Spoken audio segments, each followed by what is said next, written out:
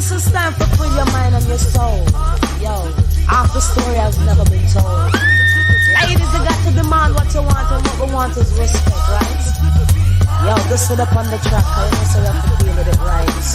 Freedom every time for the sisters. Check this. Watch this. Here we go now. Listen, if I'm boom boom rule, I be the ruler like Slick Rick. Get with this quick witted Adidas wearing chick. Papa got a brand new bag. Mama got a brand new Jag or go tag. I ain't no old hag. I represent not only in the kitchen and the bedroom, but also in the boardroom. So give me more room. Deny my opportunity, you in jeopardy. Yo, set me free, don't hinder me, let me be. I'm fighting for freedom, I got the heat in case you need them. Straight soldier, ain't nobody told ya. Hold up on them lies, I know your games and your plans. Hello, good evening, everyone. My name is Jules. I'm your host of the Book Slam Extra. I hope you're doing well. It is Sunday night. It's not our usual one that we do on Thursdays, but this is the extra one that we now started to add in. I do hope you've had a lovely week. I have too. And I've had an extremely busy day with friends today, which has been lovely. If you don't know me, I am on here every week, as well as on, I do a Discord server, and I also do publishing, and I'm also an author. I write science fiction, science fantasy, dark fantasy novels, and a lot of it is centering on mental health and trauma recovery as part of the central themes within it. And yeah, so this is us. Welcome to our Sunday show. I'm going to invite our lovely co-host on in just a second. And hopefully he's had a lovely week as well. We have got two lovely guest authors with us tonight as well.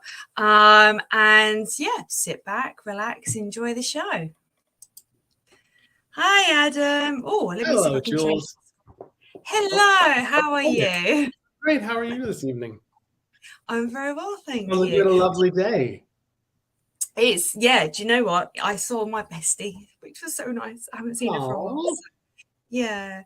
Did It was anything nice. fun or just sit and gossip? Well, she's an author too. So we actually spent some time.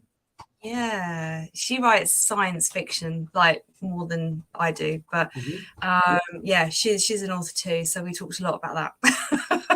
That's the main body of it. And also talking about building a pond. Oh, that's exciting. On your property or hers? Mine.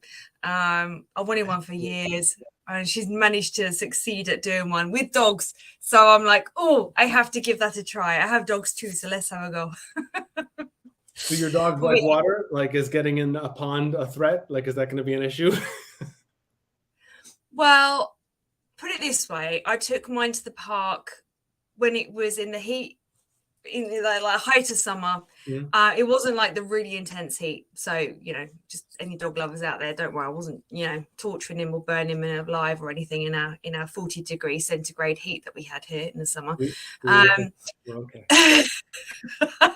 Not you. There's other people out there who might think that. Yeah, there was one single puddle in the entire park, and he managed to find it. And managed to come home completely like caked in mud and wet and just lovely. Happy as could be. That sounds delightful. Yeah, he was very very proud of himself for actually finding it. No doubt. You have to figure out a way to keep him away from the pond then. Coats, barrier, electric fence.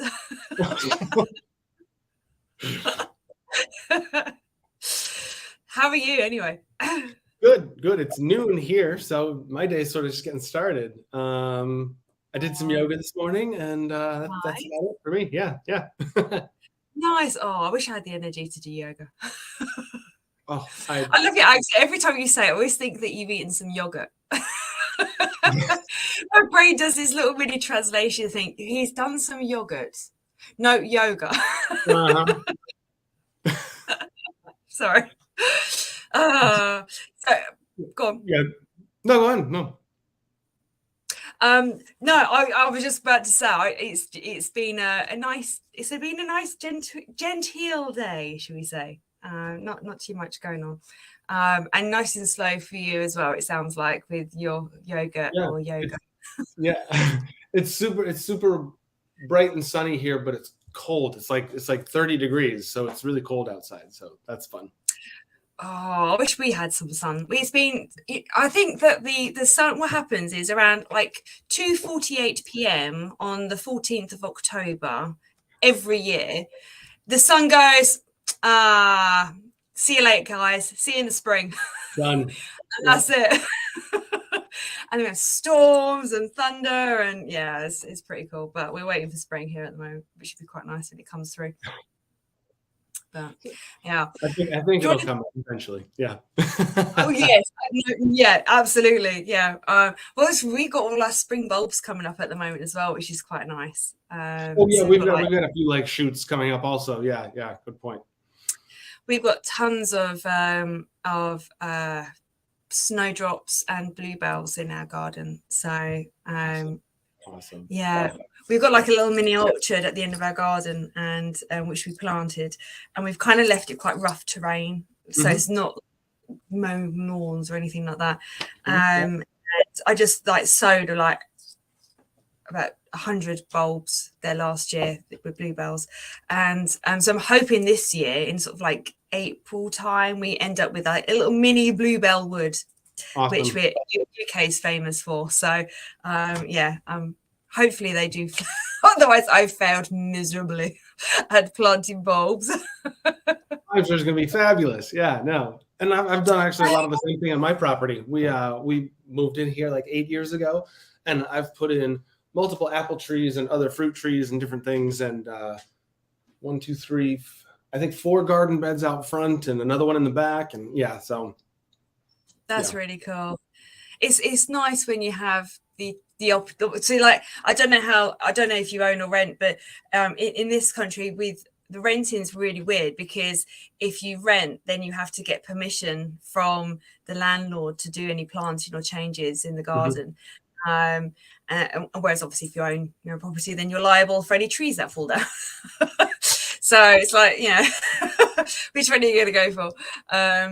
But it's nice to be able to to choose what you're going to have in the garden. There's an old saying that says the wisest men know the reason for planting an oak tree is not for them, or something like that. I can't remember the exact quote. I have to meaning that you're planting it for others in the future. Yeah, that's awesome. Yeah, it's a really nice quote, and it's actually one that we've done. We've actually planted oak trees in the back garden, which is really nice. They're smaller than I am. They're proper little baby trees at the moment. They won't be for long. No, well, yeah, we planted some cherry trees. So what I'm really looking forward to is having the cherry blossom out at the same time as having the bluebell woods. That would be really nice to have like the cherry blossom and the bluebells together. Very springtime. Yeah. Yeah, and we planted those about 4 years ago, and they're like now taller than our hedge, which is really cool. And our hedge is like 14 feet. Amazing. So that's awesome. That was awesome. Yeah. How much property are you on? Is it like a quarter acre or something? Or it's at least half of England. Stop it. That was awesome. That was perfect timing. No, it's not. It makes it sound really ginormous. So we planted loads of trees. It's not. I think it's about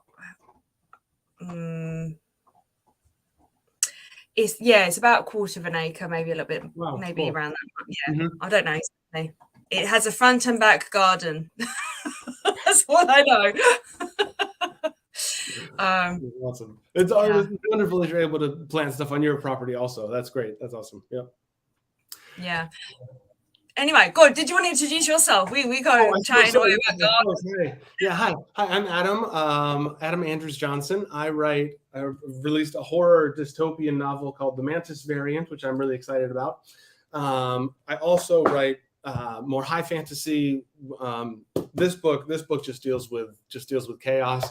But my fantasy actually deals with more human issues, sexuality in particular. So that book is not coming out probably until maybe 2024 next year at some point. Excuse me. But yes, and we do the podcast, and I'm working on a number of other projects, and yeah. So I'm excited to talk about our books and the stuff that we're going to talk about today, because our talk was so exciting on Thursday. Pardon? Sorry, I didn't hear that last bit that you said. Sorry. No, just that the talk on Thursday was so fabulous. It was so exciting that I'm looking forward to having a more like continuation of it today. It really was. It was a really difficult conversation to kind of cut through the middle of and sort of round up, because it was very in depth, and it was really interesting to hear everyone's different perspectives on sexuality and the impact that it has on society, I suppose, as a sort of general thing. And yeah, it's nice to be able to to elongate it a little bit and continue on the conversation about sexuality tonight, and talk about sort of maybe gender as well, because I think gender is a very big part of that. And yeah, we'll just play it by ear today. I see, have a very chilled Sunday afternoon, evening, wherever you are in the world. Morning. Now, shall we invite our lovely guest authors on? I think that'd be a fabulous idea. We've got two guests this afternoon. Yeah. Would you like to introduce them for me? Let's bring them both on. Sure. Claire and Mandy. Claire's been with us before. Mandy, this is your first time. Welcome. Hi. Hi. Oh, Claire, you're muted. Don't be scared. We're very nice. Welcome. Claire, would you like to introduce yourself and tell us a little bit about your writing? I'm an Australian author. I've recently published my first book last year in August, and the sequel to that, the second book, is coming out in March. I write gay romance, and I've also written a book that I'm not yet publishing that is more of sort of a murder mystery type, quite a dark story that I've been working on for a really long time. So I'm looking forward to branching out into different themes a little bit. That's excellent. Good That's morning. so exciting. Thank you, Claire. Early for me to hear. I was gonna, so that's all right. Good morning, good afternoon, good night. There's like an old saying at the end of one of the game shows we used to have. Another day gone. Mandy, would you like to tell us a little bit about yourself and your writing as well? Oh God. Right. Well, I'm speechless. That's okay. Okay. For some reason, my mind went completely blank just then. Couldn't remember a thing I've written. I've written. No pressure. We're just hanging out. Totally No, I've written quite a few things, to be honest. There's a 5-book children's rhyming series with a Ukrainian illustrator. Wow. And a 5-book sword and sorcery series that I did when I first sort of started publishing and stuff, called The Tower and the Eye.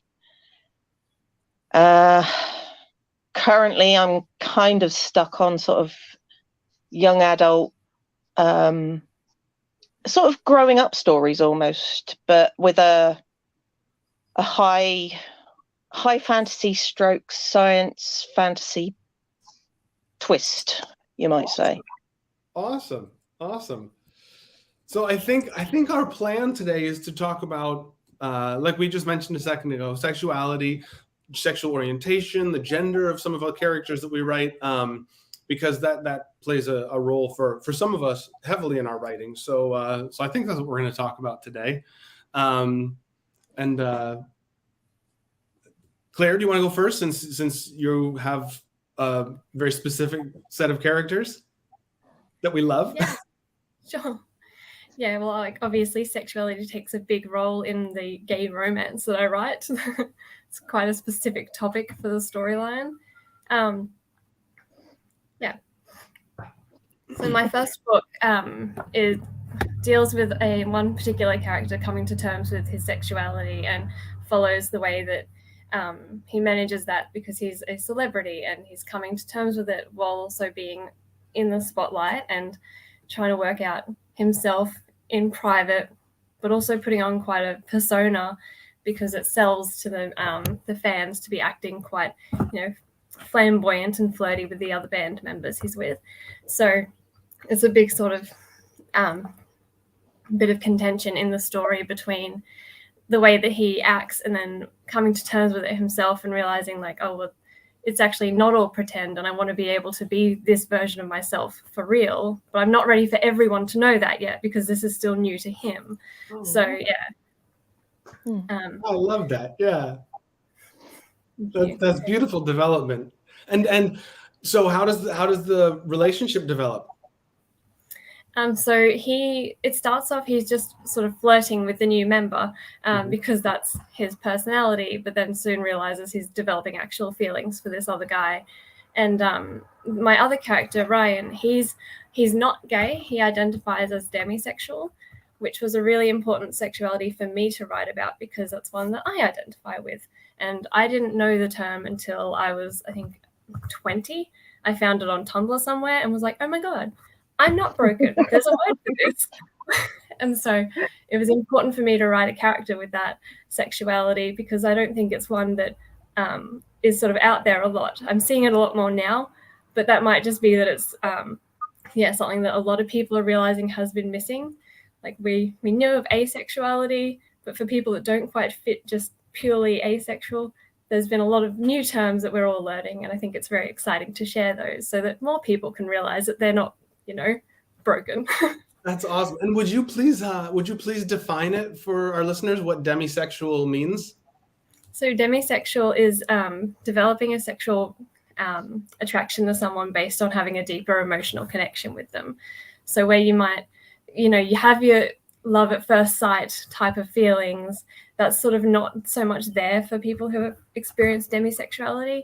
It's more like it grows over time or with specific people. Awesome. That's beautiful. I love that. So it's the connection you have to someone makes you eventually fall in love or realize you're in love with someone. Yeah. Is that kind of the idea? That's awesome. Yeah. So obviously with a lot of my friends dating in high school, I was like, well, there's something wrong with me because I don't want to date any of these guys. And then, had a few relationships that didn't feel anything for. It was like I loved the person, but I didn't want to move further in the relationship. Mm-hmm. And then I met my now husband, and it was like all the pieces were just there. He was just whatever completely arbitrary things have to come together in my brain for me to be attracted to someone was just ticked off on that one person. So that's lovely. That's awesome.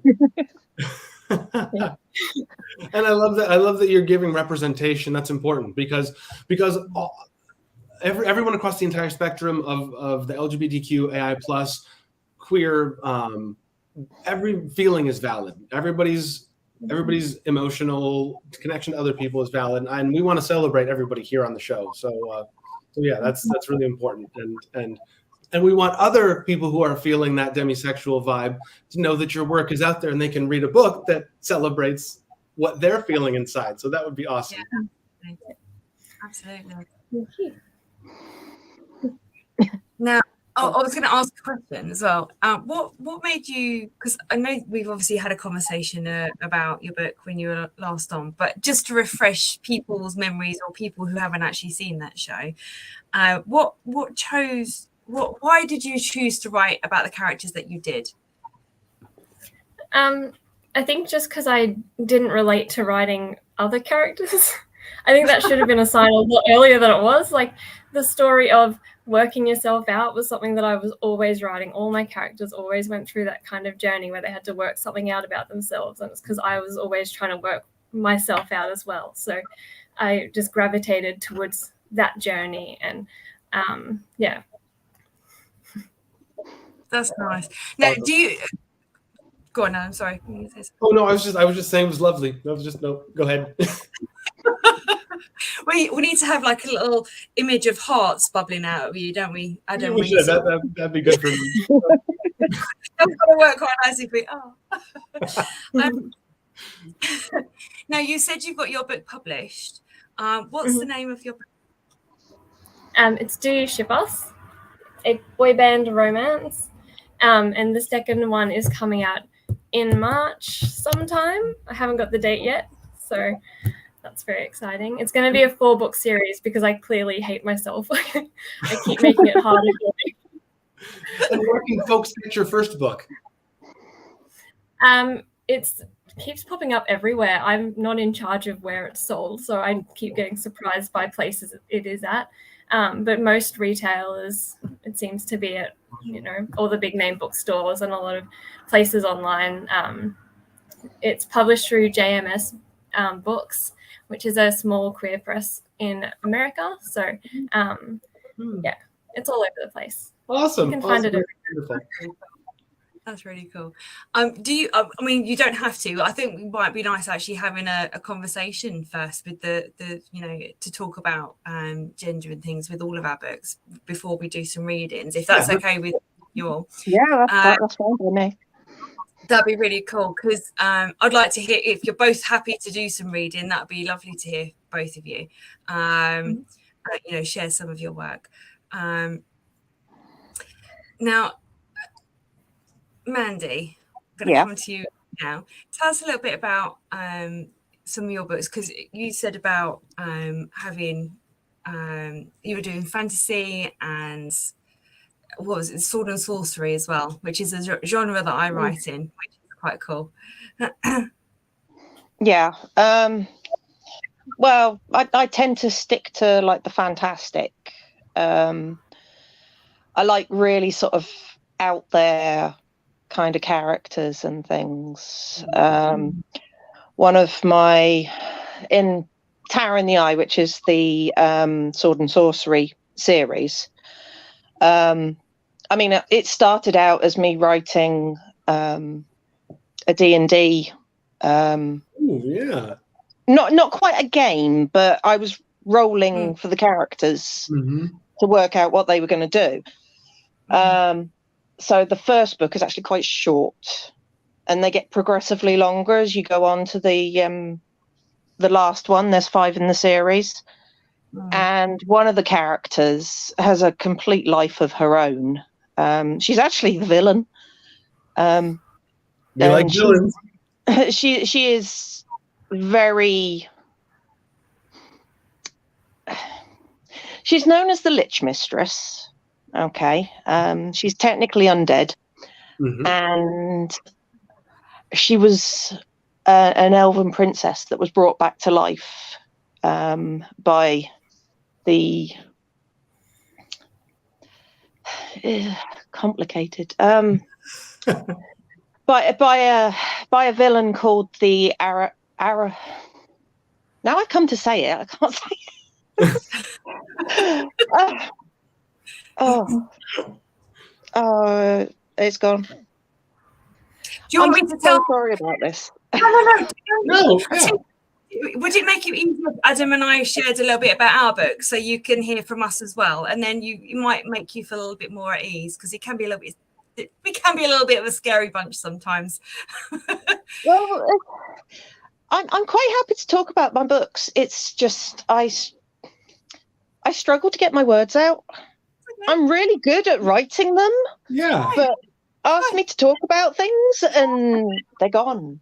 You know, like we are a casual bunch here. Don't you worry about it. We're just hanging out doing our thing. It's totally fine. Yeah. It's all good. Yeah. So it'll come to me in a minute. No, it's fine. You take your time. Why don't Adam? Why don't you share a little bit about your the start and end? Okay. Yeah. The Starting End is my high fantasy novel. It takes place in an otherworldly queer norm realm. Queer norm is a new term people are starting to use, where no one has to overcome something in the story for their gender, their sexual orientation, or anything. They just exist in a world where it's just completely accepted, no question, and nobody is dealing with homophobia in any way of any of the horrible genres of homophobia that exist out there. So I created a world that exists without time. It's anachronistic, meaning everyone is sort of set in a stasis where their life is happening, but nothing new ever changes unless they really put a lot of effort into moving outside and making it happen for themselves. And in so doing, I realized a few things. If time isn't passing, no one's aging, no one is able to get sick because diseases couldn't progress, but also children couldn't be born, so families probably wouldn't exist. Like, I went crazy with all these ideas that came to me with an idea, or with the idea of no time in a world. And then it came to me, if there's no diseases, then people could have sex freely, and there could be just comfortable, connections with people without having to worry about any consequences whatsoever. There's a part of the queer history that's very important to my heart, that right before the AIDS crisis, especially in New York and San Francisco, places like that, there were sort of, not to be lewd, but there were just sort of truckfuls of men making love to each other, just freely, basically without consequence. Seriously, I mean, it's so beautiful in my mind. It sounds wonderful. Oh my God, so totally does. Where the worst thing that could happen is they might catch something that you'd go and get a shot in the ass, and you'd get your penicillin, and you'd be back to the truckload of men next weekend. It was just fabulous. Right before AIDS happened, this beautiful time. And I realized that my book would create something like that for everyone, that there's no consequences to any sexual connection that anybody has in my book. No one can get pregnant. So women can have the same lovers that they want. Men are not spreading diseases. No one's catching anything from anybody else. So there's just this sort of like free love, but not in a hippie way. It's just an accepted thing. So the book starts out, and I set the stage right away. He wakes up and he's got an erection. So that's the beginning of my book. And then it goes from there. So there's just he goes to a nudist colony. There's lovers there. He goes to the city, and he goes to a sex parade because that's totally a normal thing. And it's just this crazy world that just celebrates sexuality. He is male, but at the end of the story, he realizes he can come out as non-binary and picks new pronouns for themselves at the end. I have main characters who are transgender. I have superheroes who are women that just kick everybody's ass. So that's my story is just full of celebrating all sorts of craziness and wonderfulness and kinks and making people more celebrated than they are in real life, basically. That was the point of the book. Yeah, it sounds fun. Thank you. I've read. Now, what made you, apart from obviously this inspiration that you got from New York, where was it? Where else was it? San Francisco. Yeah. There's places like P-Town. Yeah, other places. Yeah. Apart from there, what else was your inspiration for choosing to write about that specific thing? Because that's, it's quite specific, isn't it? Well, so the book started from a place of stress. I was going through a lot in my life, and writing became an outlet to help me handle and deal with things. And so the idea of a world where nothing was happening, where just time wasn't passing and everybody was just in that day. It's just what's happening. It's just today. Is there a tomorrow? There's no tomorrow to worry about because there's only today right now. And I liked that idea. But as it developed, then I realized there was so much more that meant. No families, no babies, no babies, because the world. Okay, like Mandy said, it's about to get complex. Here we go. So because the world doesn't have time, no one's having babies, no one can progress, I didn't want to negate babies from the world. So the world actually creates all the people. So this magic world, Ere, has created all the humans in it, including babies who are perpetually babies. They never grow up out of being babies. They're always babies. And also old people. So every age in the entire spectrum is there. People who are very, very old, but I celebrate them and I make them awesome, and they're wonderful, fabulous things. And then the babies, I have these homes where they're called the homes of perpetual motherhood, where people who are very parental love to take care of the children. The babies are always babies. They are the ones who are perpetual. The mothers and the people who come in, the parental people, can go off and do other things with their day, but the babies always need care. And I have people who always care for babies. Like it just all sort of all came together, and I just tried to make everybody good. And there's horrible stuff that does happen in the world, and we have to overcome some things, but it doesn't have anything to do with sexuality or gender or anything like that. It's just that some people are horrible, and I put that in the book. So yeah. Well, you're always going to get someone who's horrible around. It's human nature. That's exactly one of the lines I say in the book, that everywhere in the world you're going to find horrible people. Yep. Yeah. It's I think having things like that in books where you have lessons, or lessons learned, situations where you use it to help you move forward, either emotionally or understanding situations or understanding yourself, always really important and intensive books to read, because sometimes you don't know yourself until you read something that you identify as yourself. Mm-hmm. And it's only then you realize that you actually never knew yourself as you thought you did. And it's books like that tend to stay with you forever. Yeah. Little moments of enlightenment. Yeah. Yeah. Even if it's just something really small, or maybe a character does something that they were like maybe feeling the same way, that they describe a feeling or an emotion perfectly, and were able to articulate it in such a way that the reader goes, oh my God, that's what I've been feeling all this time, or whatever it happens to be, I think it's a really powerful read, and really important in especially in today's society. But but I thought gender and sexuality is a really interesting topic to discuss. I don't know if you two heard our podcast from Thursday, but it went in quite a lot of detail, didn't it? We really dived straight down into sexuality and what people think about different genders, and the impact that it has on people, and how they're seen by other people as well. It was a really, really interesting conversation.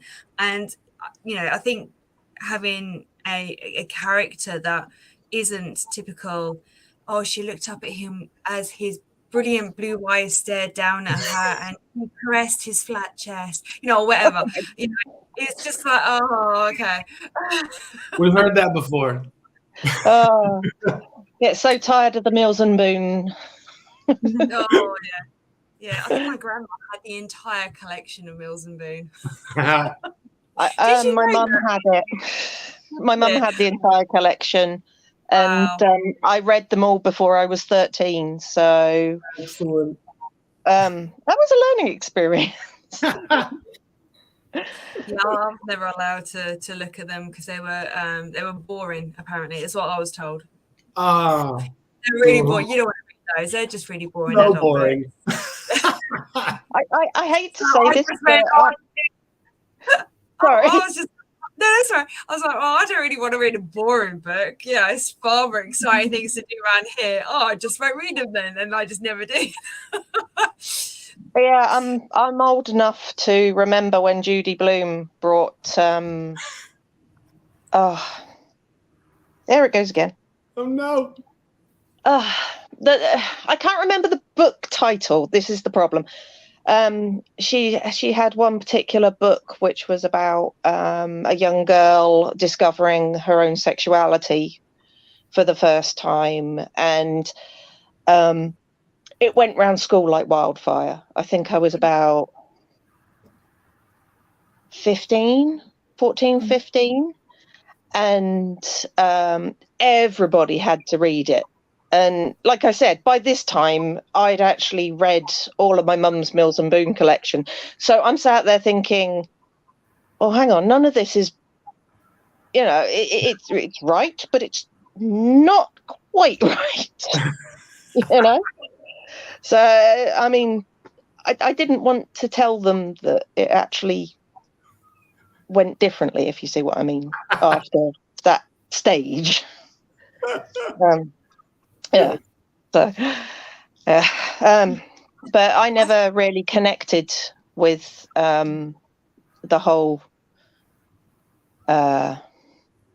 fall in love and have a happily ever after until I got to university. So, in fact, I didn't really find out who I was inside me until my daughter came out as lesbian. Yeah. She just turned around to me one day and said, I'm a lesbian. And it's like, oh, okay, that's fine. You know, if any girl hurts you, I will be very unhappy with them. Yeah. But that's marvelous. It started me looking at myself, and it also helped a few things with my partner. So, like Claire says, I actually discovered I was demisexual about 5 years ago.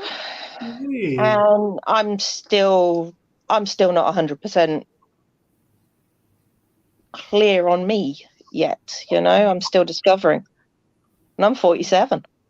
So, you know, if I can discover, then kids of 16 and that, yeah, good for them. Yeah. Oh, and that's what I was saying before, that our feelings are all authentic. Your feelings today are authentic, and they're going to keep evolving as you learn more about yourself. I think that's beautiful.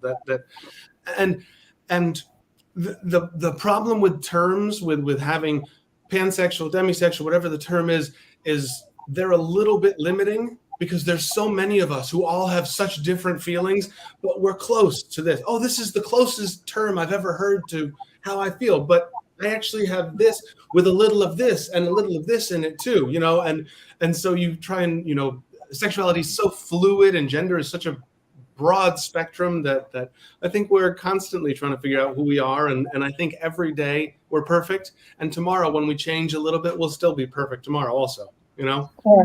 Well, I mean, that's why I started writing the series I was talking about, the young adult series, because originally the first one is The Angel's Crown, and it's about a bit of a trope, but a pair of twins who are telepathic. Okay,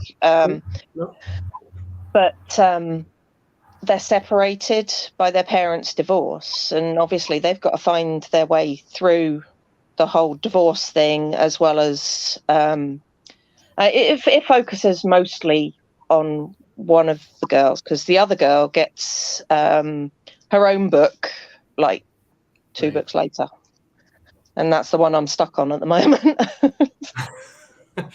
And do you bring up much of their sexuality at all, or is it more about them as twins and related? It's more about how they deal with the world and how they work their way through what they have to work their way through. You know, it's another complicated storyline, I have to say. And it also takes place in a fantastical world? It's actually an alternate universe. Cool. At the time when I was writing it, I was working in Cheltenham in England as a teacher. And I don't know if you know anything about it, but it's like a town set in the middle of like hills that sort of the downs come round and like almost cuddle it kind of thing. Huh? And it's an area that was contested God knows how many times between the Welsh and the English.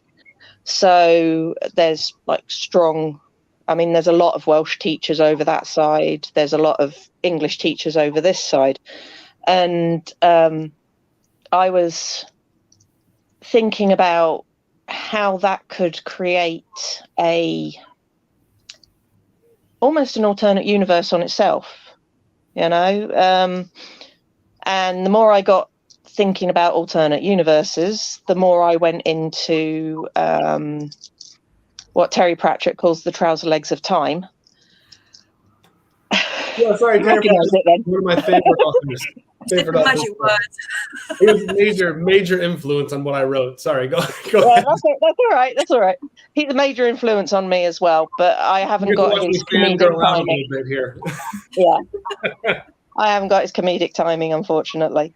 And the Hall of the Worlds was born, so she gets to explore other worlds while looking at her own,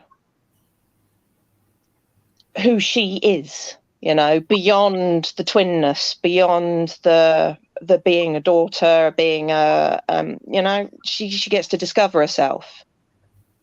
But sexuality doesn't really come into much that I write, I'm afraid, because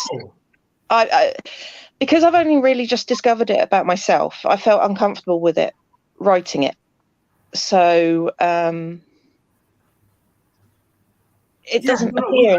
We've talked about this before, that the level of sexuality, I think, is also like our gender expression and our sexual orientation, that it is appropriate for us in the moment. I write erotica. We have another hostess who joins us who also writes erotica, but Jules doesn't at all. And for each of us, I think it has to do with our comfort level with expressing that type of thing. Some people are very uncomfortable expressing that, and that's perfect also. And I think that's what we need to celebrate. Yeah, Jules, we've had a fun time making Jules uncomfortable with our with our naughty writing. Which is awesome. I mean, and that's the thing. We love all levels of it. I don't read much erotica, but I wrote the shit out of it. I wrote the dirty, naughtiest stuff ever. Yeah, but I don't actually read erotica myself, so who knows?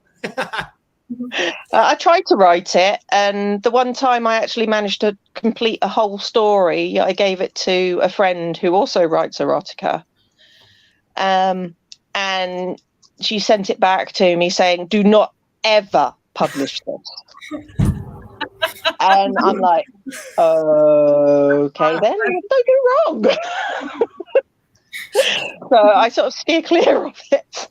The closest I'm going to get is a few hugs and kisses and a fade to black. And that is perfect. That's you need to write where you are comfortable. Not I mean, pushing our boundaries is important, but jumping to something that makes us uncomfortable, no, I don't think that's good at all. Yeah.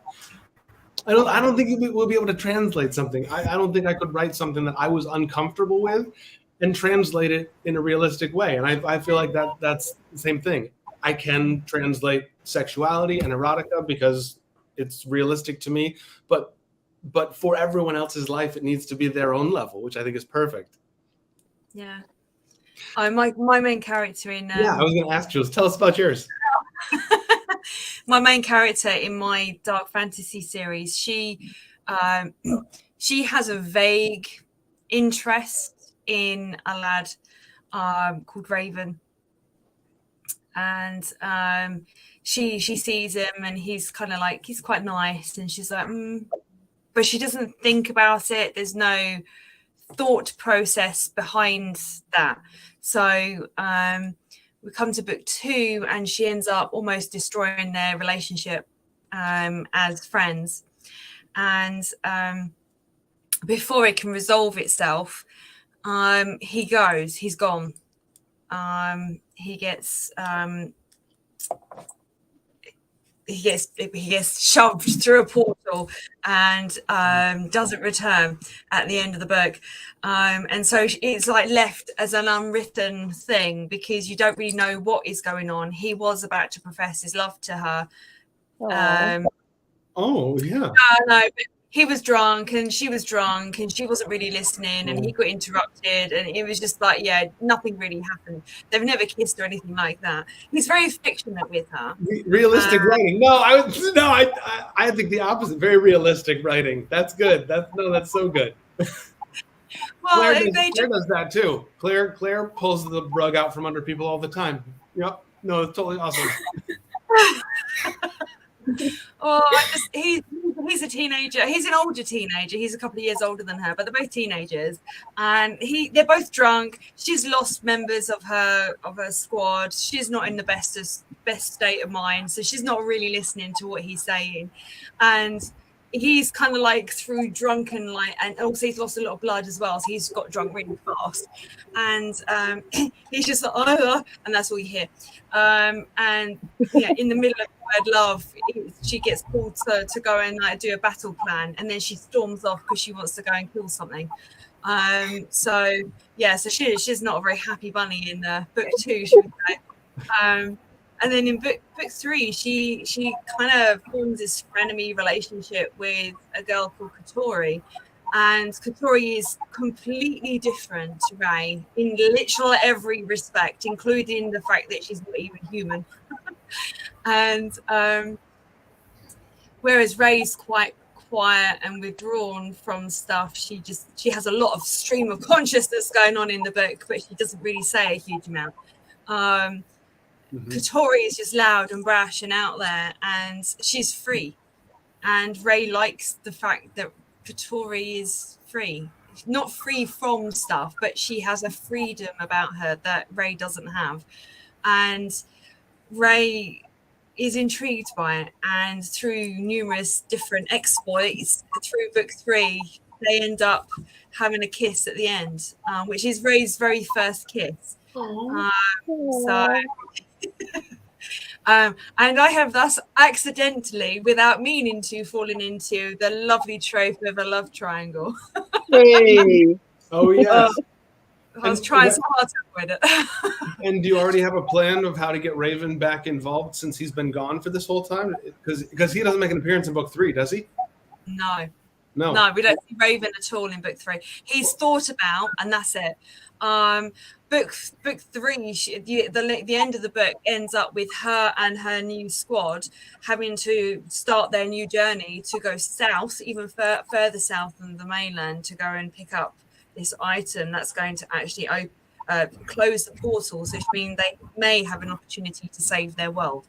But in the process of doing that, if they close the portals, that means I guess he's never going to come back. Oh no, you've got to bring him back. Who says I'm not?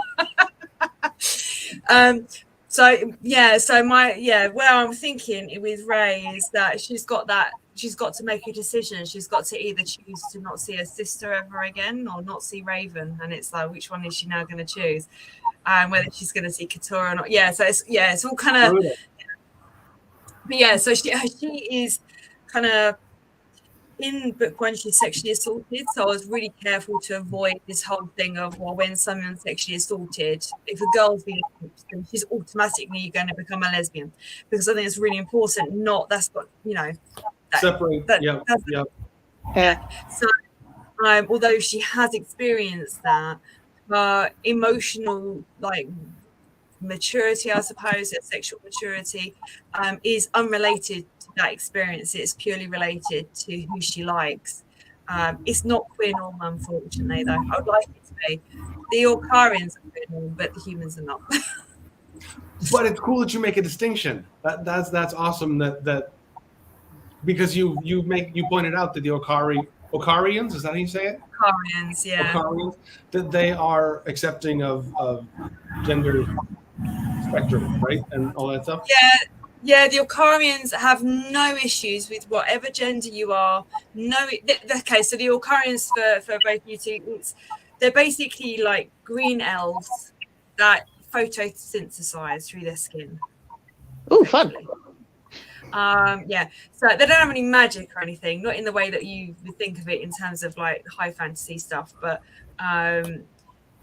they have no problem with gender. Gender is fluid, so is sexual identity. All of it is just, you choose what you want to because it's your choice. But what they do have an issue with is a mixed race relationship, because the Orcarians and the humans should never mix. And so, whereas the humans are a bit more like, well, we don't really mind the whole sort of like mixed race thingy majiggy that's going on here, because, you know, it might advance our species, because that's what we're all about. But we don't really like the mixed, the sort of the sexuality bit going on. So yeah, I've kind of like blended a few things in there. But yeah, so there you go. That's awesome. That's awesome. Should we have some readings, or does anybody want to ask questions of anybody else? Oh, I think we should skip straight into readings. Yeah. Jump straight in there. Claire looks mildly scared. It's like sort of asking a question. It's like, oh no. Well, Claire, would you like to go first? Would you like to read a little first for us? Sure. Yeah. I've got a chapter that's perfect for today's discussion. So I'm going to be reading the last chapter of my book and completely spoiling the ending of it. Excellent. Because the last chapter is where Jasper, my main character, comes out. And it's a very important moment for him because he's already been outed by his manager, and his manager has tried to silence him on actually coming out. And so this is a big moment where he's like, fuck that, and owns his moment. So I'm going to read that chapter. Would you like us to put you on full screen? Sure. Okay, cool. So we'll drop out, and when you're done, just let us know, and we'll pop back up, okay? No worries. All right, lovely.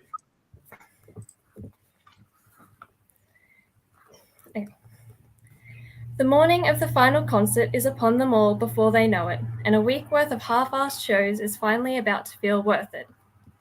You guys awake? Simon knocks on the door a moment before opening it, no doubt wondering why of all days Jasper is not the first one out of bed. Anticipation had made him an early riser. Ryan is on the bed, the sheets up to his arms, one leg bent, and his phone in his hands. Where's Jasper? Simon asks. Ryan shrugs. I haven't seen him yet this morning. Why? I just wanted to check how he is, since it's such a big day for him. We're all worried about him. Is he in the shower or something? Ryan scrolls on his phone, though not the least bit interested. He'll be fine. I'm sure he's just trying to keep himself distracted. Yeah, you're right.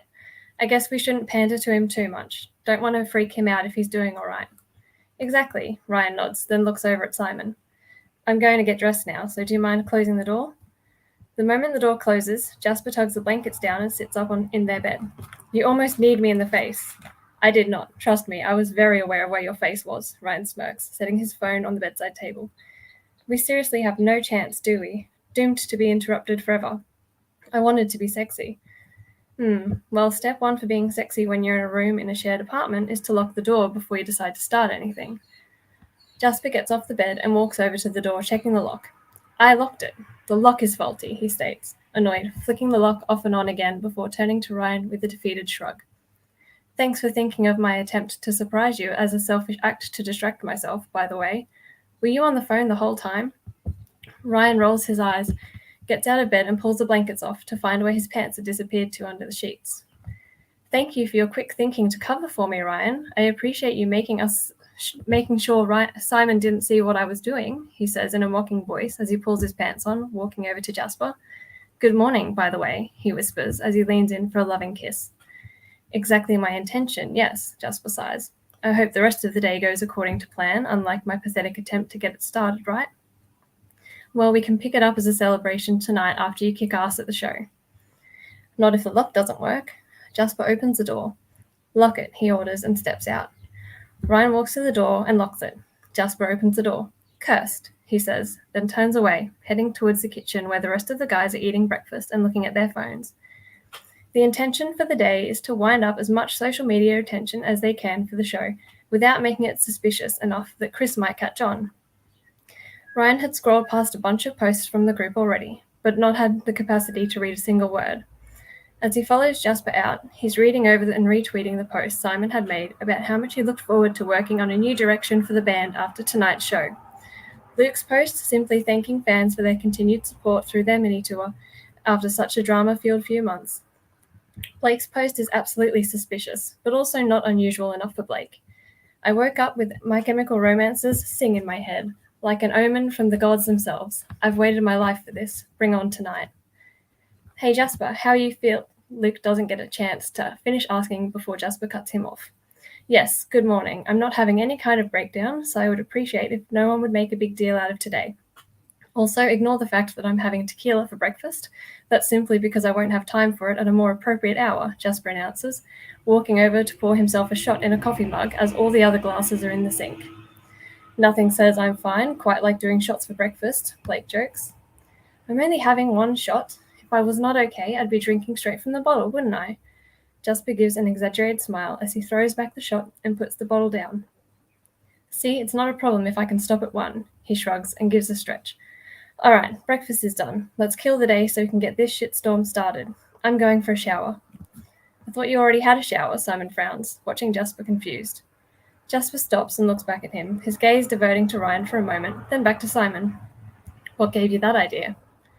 Oh, I was looking for you earlier and thought Ryan didn't know where you were, so I assumed you must have been in the bathroom. I wasn't, Jasper shrugs and walks off without explanation.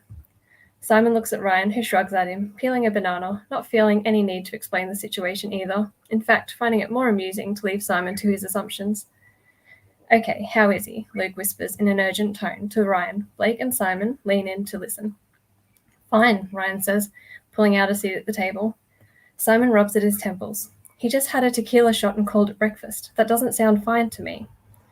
We can still call off the whole stunt if he doesn't want to go through with it, Luke suggests.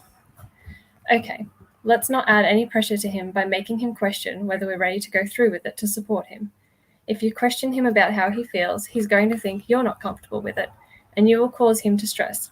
He wants and needs our support, so if he's not panicking, we need to be confident too. If he freaks out and changes his mind, we have to be ready to go with it, Ryan says, with his hands up to stop everyone from arguing back. Yeah, besides, Flynn won't do it unless Jasper gives the signal. Until then, we perform like it's any other show, Blake shrugs, with a grin on his face. I, for one, hope he goes through with it, because I cannot fucking wait for this finale. Jasper sits in silence backstage, staring at himself in the dressing room mirror.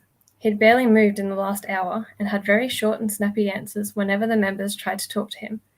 He'd well and truly hit a point of silent panic. Ryan hadn't bothered to talk to him about how he felt since everyone else that had asked received an agitated response for it. Any minute now they're expecting to be led to the stage. They can already hear the crowd chanting for them, though that had been periodic ever since the gates opened. Ryan places his hands on Jasper's shoulders and starts giving him a gentle massage. Jasper drops his head forward a little and Ryan takes the hint, working his hands up Jasper's neck to try to relieve some of the tension in his muscles. Okay guys, this is the last show, so make sure you give it your all. Chris's attempt at a pep talk means nothing to any of them, but they all perk up at the sound of the audience cheering, probably as the lights dim on stage to signal the band is on their way. Perform like your careers depend on it, Chris advises, leaving to go to his place up in the audio booth. Everything's ready to go, Blake grins at the group. If you change your mind, all you have to do is follow us off before the lights go down, and Flynn won't play the encore, he reminds Jasper. Are you all sure you're happy for me to do this? We really don't know how this is going to go down and what will happen to our future after this.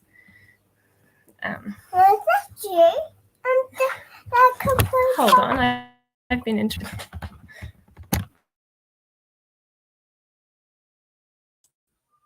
That's absolutely fine. So whilst Claire is doing her parent duties, which are obviously extremely important, I just wanted to know, because you've got a few people in the chat now, what are your thoughts in terms of sexuality and gender, and how is it represented enough in stories? Do you want it more represented in stories? Would you prefer that it was not represented enough as much as what it is? Do you think that there's a particular style or genre that would work best? Have a think and then let us know. It'd be really nice to hear what your thoughts are. Right, take a breath, Claire. You're all right, don't worry. Ready? You're muted, but that's it. Well, I'm going to come for screen now. Are you all sure you're happy for me to do this? We really don't know how this is going to go down and what will happen to our future after this. Jasper considers it equally nervous, but fake confident smiles on his band members' faces, appreciating that they are all here taking this risk to support him. Whatever the future brings has to be better than what we've been dealing with here, but it's not up to us. This is about what's best for you, Luke reminds him, walking over and giving Jasper a pat on the back. Yeah, whatever you want to do, we're right behind you, Simon gives a nod. I'm so pumped for this. This is going to be the most badass way to quit a job, Blake grins. Jasper stands up from his chair and stares at Ryan for a moment, feeling as though he needs to say something, but no words are coming to mind. This man is the reason he's about to tell the world about his sexuality. He's the reason that even feels worthwhile. By the time he leaves the stage tonight, he'll be unemployed and at the mercy of everyone's opinions, but he'll have Ryan, and that feels like an even trade. The pretend life he has been living, something unpredictable but real. Ryan smiles at him and opens his arms invitingly. Jasper smiles back and slings his arms around Ryan's neck, feeling comforted by the tight squeezes he gets in return. Right now he needs one of those magic hugs where every problem in the world slips away. Just so you know, all I look forward to is holding you like this when we get back off the stage. Nothing else matters, Ryan whispers. Jasper sighs and shakes his head. I can feel your heart racing. It feels like it's about to explode. You're nervous as hell. Not about the show. I think you'll find that's just a normal reaction to you, Ryan winks, and loosens his hug as they hear a knock at the door. Ready to go? A woman with a headset on, carrying a clipboard, greets the group. Jasper and Ryan split and walk to the others by the door. They follow the woman down the hallway and to the side of the stage. Okay, we're all in position, she says into her headset, then smiles at the guys as the song playing for the fans fades out. For only a second, the stage is silent, dark, and filled with anticipation and risk. For the next second, the eager screams from the fans fill the air and the members file on, waiting for the lights and music to come up for what will be the biggest show yet, but hopefully not their last ever. The fans enjoy the show, despite the song choices being the less popular ones and the performance being extremely simple. Tonight, though, Jasper is thankful for a bare minimum show set, so he doesn't have to worry too much about getting caught up in his own head and making a mistake with lyrics, or, God forbid, it be a show that involves any of Ryan's choreography. Their showstopper would make up for the lame simplicity of the rest of the performance, and his focus now is on making that as incredible as he can. After they perform the last song on their set list, they say their thank yous and bow to the fans before heading off. Jasper looks over at Blake as he exits the stage. He gives Blake a nod and thumbs up as the lights go off. He waits behind in the darkness of an empty stage. His heart races as he hears the fans begging for an encore, unable to see him there, waiting to give them one they will never forget. The lights flicker on for a moment, showing Jasper standing there alone, and the fans scream. From the curtains comes Blake's voice. We're not quite done yet. We've got a very special song for you all. This is going to be one you want to remember. So get your phones out and start recording, streaming, getting this one out for everyone to see. We need your help. Let's go viral. # who's obsolete now. The woman who'd led them to their backstage room, from their backstage room to the wings before, is now looking at her clipboard in a fluster. The lights flicker again and Jasper looks out at the audience with their phones up in the air. Hundreds of glowing camera lights in the sea of black. He holds a deep, calming breath, then slowly exhales. Here goes, he whispers to himself, then takes another breath, though his nerves are causing every breath to stay shallow despite his attempt to fill his lungs and calm himself down. Over the speakers comes a voice that won't be familiar to the audience, but one particular man would be up in the audio box absolutely shitting himself right about now. You can't do whatever this is anymore. I want you to deny that it's a guy you're kissing. Say it's photoshopped or something. Through the audience, there's confused muttering. Or I could release this myself and come out officially. Oh, fans recognize that voice. How could they not? If you come out, the fans that are hoping to be the next Beth will lose interest in you. Loss of fans means loss of sales. If you care at all about this band, you will keep this to yourself and end whatever's going on between you two. It's careless, and the impact could be. The impact will be whatever you decide to turn it into, no doubt. You released the photo to the media, so I would back off, trying to intimidate me into silence. And now you want me to pretend it's fake and hide my sexuality because you'll profit more from the speculation? The lights come on again, just a single spotlight right on Jasper. He raises the microphone to his lips as the music starts and sings the first line of his new song. It was never your place to tell the entire world my business. I'm throwing it back in your face, and you've only got yourself to blame. Because I'm not ashamed, and I'm not playing your games anymore. The rules have changed. You don't control this voice anymore. The light and microphone get shut off, but a moment later, the light is back on, and Blake runs on stage to hand another microphone to Jasper. Jasper taps it to check it's working, then smirks. Nice try. You can't silence me this time. You really should have made me sign that NDA, fucker. He laughs to himself, looking right up at where he knows Chris will be panicking. Blake laughs and heads back to the wings. Jasper keeps singing. You tried to keep me silent, told me I couldn't tell my truth. Well, kiss goodbye to your biggest paycheck, because this shit is coming back on you. Over the speakers, their conversation continues playing out, and the revenge is everything. Or do you think being gay isn't good for publicity? The word is out there now, and the support he expected doesn't even come close to the support he feels. There's a cheer from the audience the moment they hear Jasper's voice saying gay. I'm just saying it's better if you keep this quiet.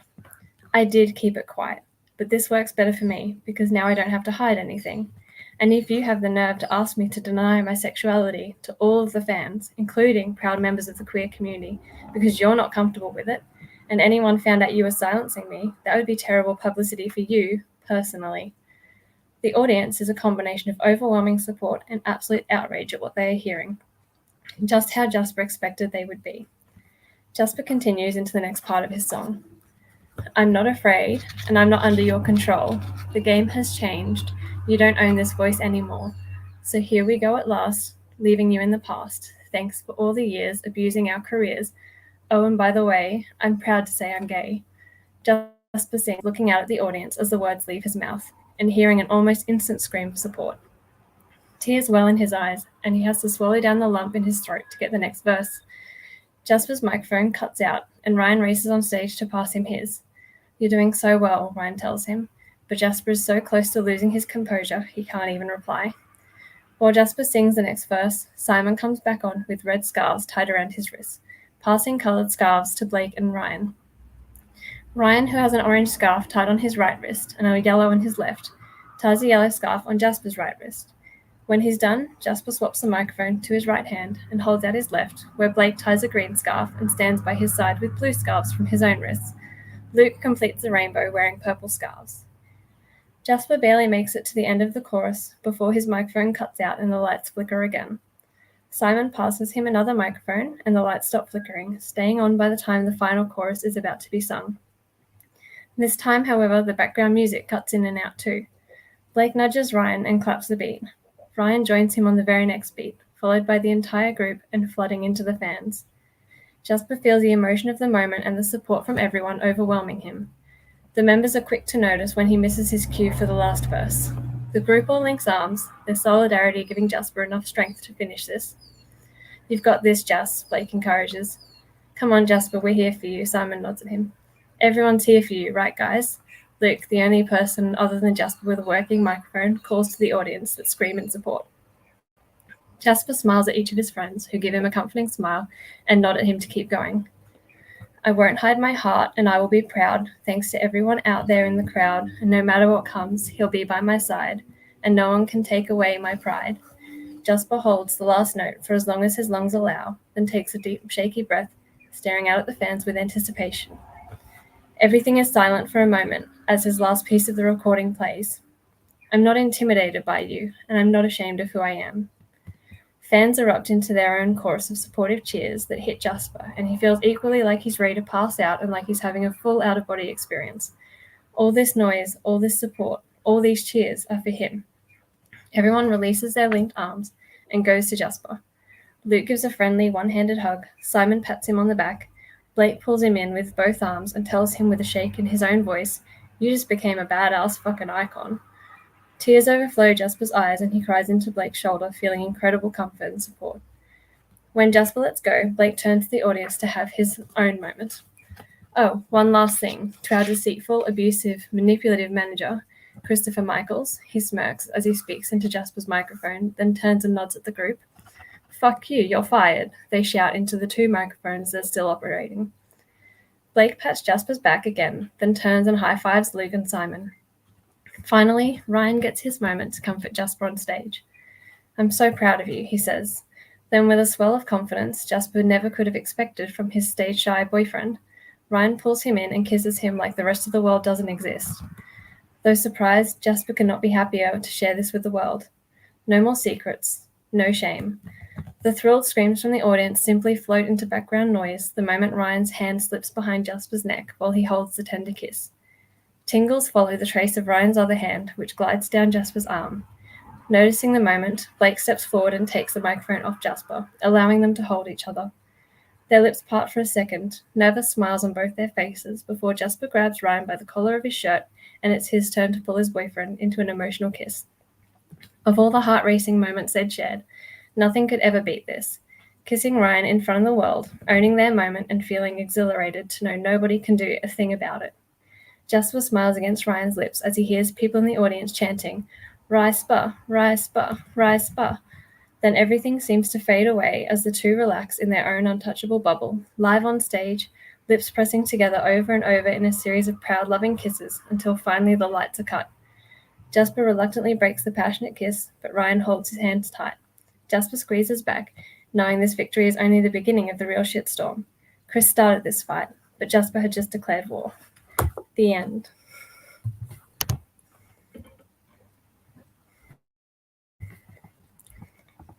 I'm muted. There we go. Yay! That's really good. That was awesome. Sorry, I pressed the wrong button to get everyone back in time. Perfect. No, we're perfect. So thanks for making me cry. I got all emotional. Oh, I'll take my glasses off and everything. It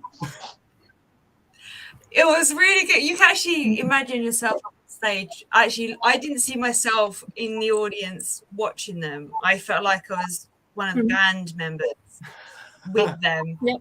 I was like one of the friends. I don't know why I thought I was one of them when they're actually really reading the story, but that was like the position that I sort of have found my imagination placing me. That's cool. It was very, very good. Very good. Thank you. Yeah, Thank you. I'm very proud of that scene. You should be. That is a good. That is an awesome end for a book. Yep. I think it's really hard to write a protagonist who is, completely different from yourself, and so, I'm like always astounded when people are able to write really good characters who aren't necessarily the same gender as them or the same sexuality as them or whatever. I think it's really, really interesting how they're able to do it, and I think it's really amazing. So I agree. Yeah, Claire really, she really put herself in the position of the male characters. I think it's beautiful. Yeah. Yeah, I mean, I could say, oh yeah, it's really well written in terms of from a male point of view, but I wouldn't know. So it's really difficult for me to say, yeah, because I've got experience being a male. But as a man who has kissed other men, I like that scene very much.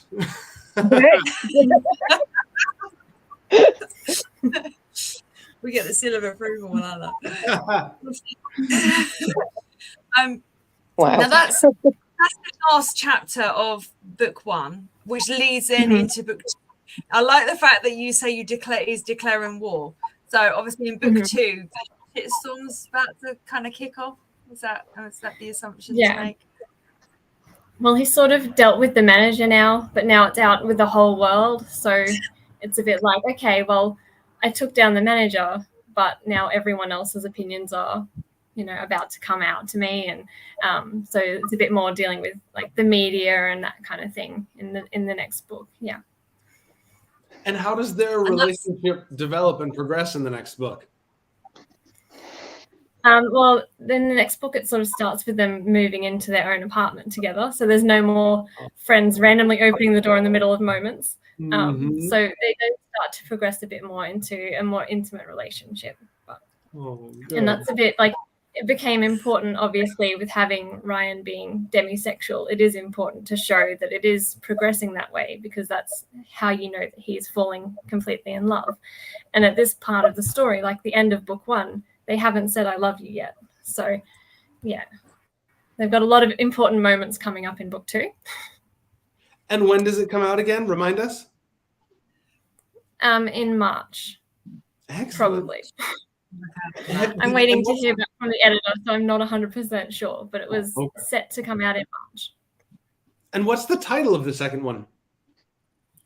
The second one is going to be called Rising Stars, because it sort of follows, obviously they've gotten out of this one manager that they've had, and they're now, after Jasper's big moment here, sort of shot into absolute fame.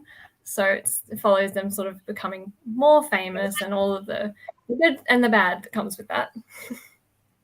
Awesome. And it leads you really nicely into that as well, because the characters,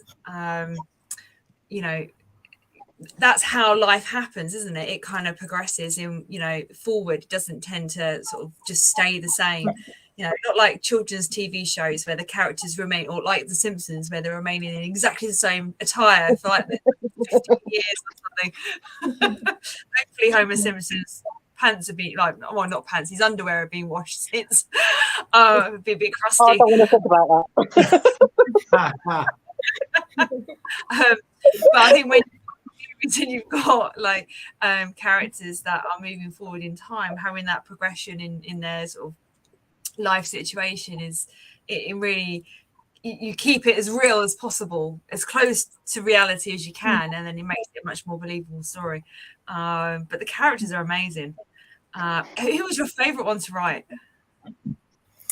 My favorite one's definitely Jasper, because he does not care about what people say about him. Like, even though he was quite nervous in that moment, he was completely destroying his manager's career and coming out. So he was just like, he does not take anyone's crap, and I love writing him because that's so not me. I'm such a people pleaser that it's fun to write somebody who's just like, I don't care, I will ruin your career. That's awesome. Love it. It does. The thing about writing, though, you can completely come out of your comfort zone, and you're almost like role playing in this sort of completely different person's body, or Sock's body, as we had a few weeks ago. And the main character was a Sock, which was actually it was a really good story. So you can kind of really come out your comfort zone and explore things that you've never had to before. Yeah, well, I found writing Jasper's character to be so carefree has helped me be more confident in myself at times, because I'm like, well, why am I stressing about this? I don't have to be stressed about this. I can just, whatever, not my problem. So that awesome. Character has helped me be more confident. When you've written a character that you feel you can learn from is some really good writing. Even if it doesn't matter whether the whole world agrees with you or not, being able to learn from a character, whether it's someone who you've written or you've read, that is good writing. So it's very good. Well, that's what he wants to say as well. He's joining in the conversation. Oh, thank you. Next cat. That's all right. Mine's behind me at the moment. He's like curled up on the floor.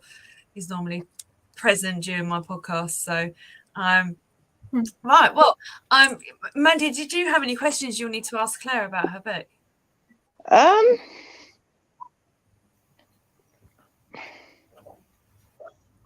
I'm completely speechless at the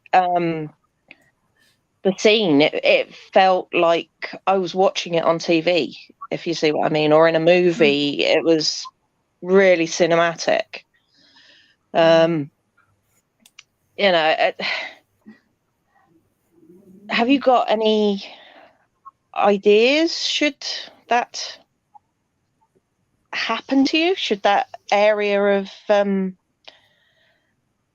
should someone come along and say, well, I really like this. Let's make it into a TV series, or let's make it into a movie.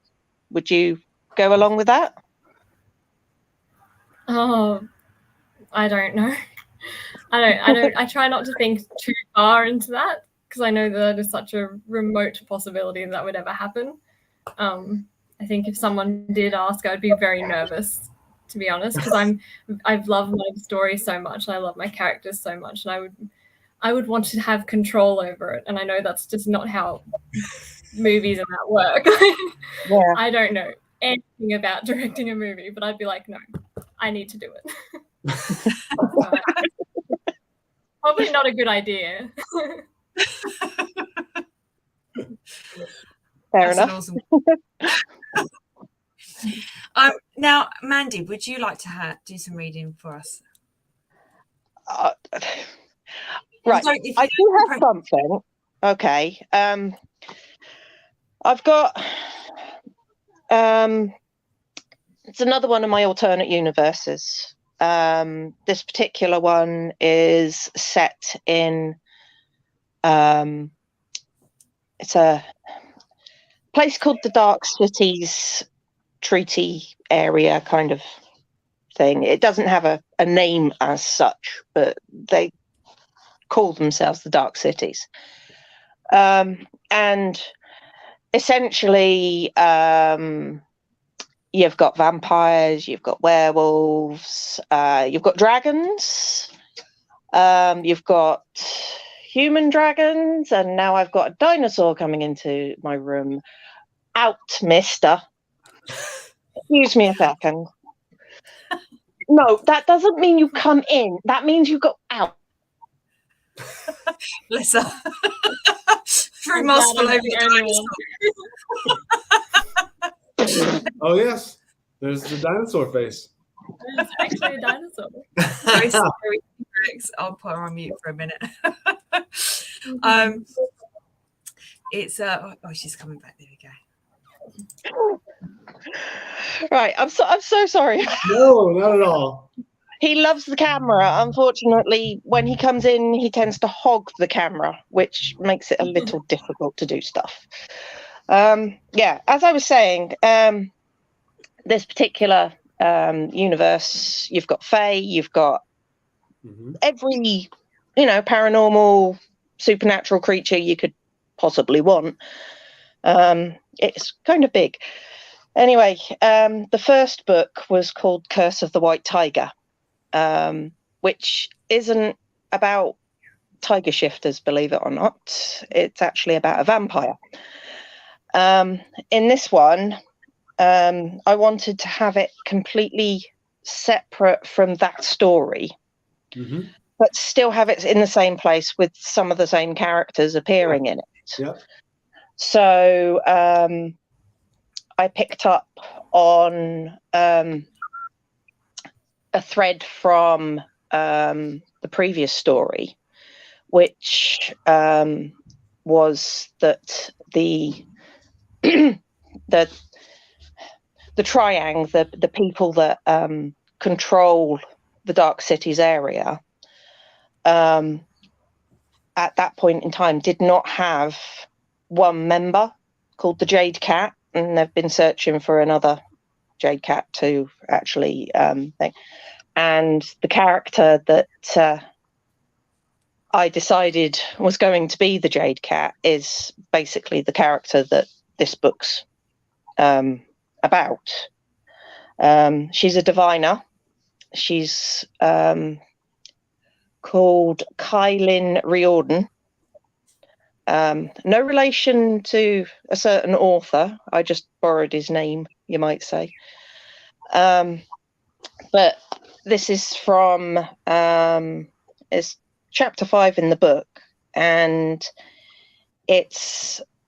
she's chasing after, because she, as well as being a diviner, she's also a private detective, and she's chasing after a case, basically, and so forth. So that's she's kind of run him down into a rundown temple in that in the temple quarter of the city, and she's trying to sort of corner him and get him to come in rather than have him end up being torn apart by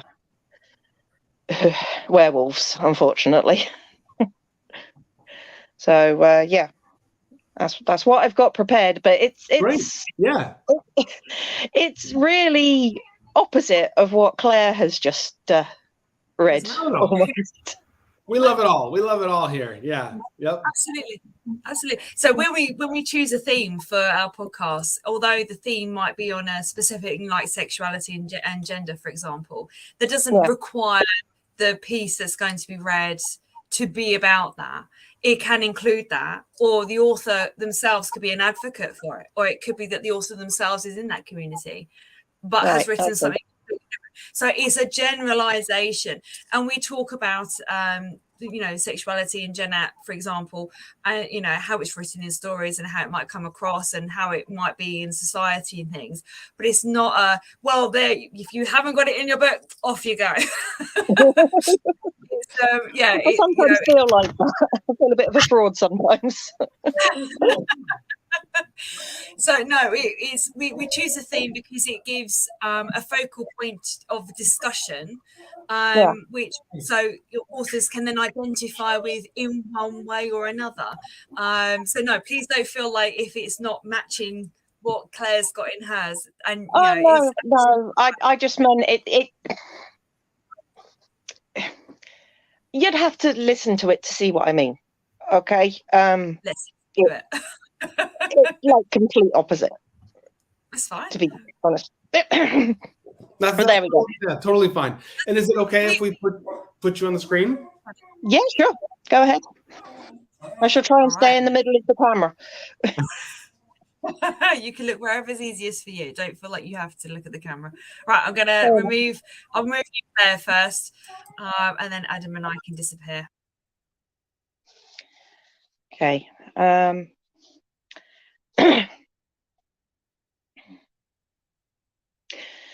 Kai's vision clouded and she stumbled back, tripping over a dusty cushion and landing on a bench. The Xian landed in her lap and she automatically gripped it tighter to stop it from cutting into her legs. Who disturbs my rest? A voice whispered through her mind and a face swam into view. Kai froze. I should have read the plaque. That's a Quinera dragon warrior. This must be a spirit blade. She swallowed and tried to drop the weapon. You woke me and you dare to attempt to drop my sword? The warrior's voice swelled from a whisper to a roar, and she whimpered from the stab of pain it gave her. Her hand tightened around the hilt, the blade lifting without her consciously moving it, the point heading towards her throat. I apologize. I never intended. I didn't mean to. I'm sorry, she replied, still trying to let go of the sword, to cut the connection with the spirit and the blade. The pain in her head intensified. Please, I'm truly sorry. Finally, the spirit felt her remorse and the pain faded. I accept your apology. You appear to be an honourable woman, no matter what your reason for picking up my sword. Thank you. Cat sighed with relief. Kai, not Cat. Good God. The sword stopped pointing at her throat and laid itself flat in her lap. Her hand didn't ungrasp, though, no matter what she tried. Now tell me, why have you plucked me from my resting place? The warrior's face in her mind was relaxed now, and Kai got the feeling he was bored of being on the wall. She explained what she did for a living and why she was in the temple.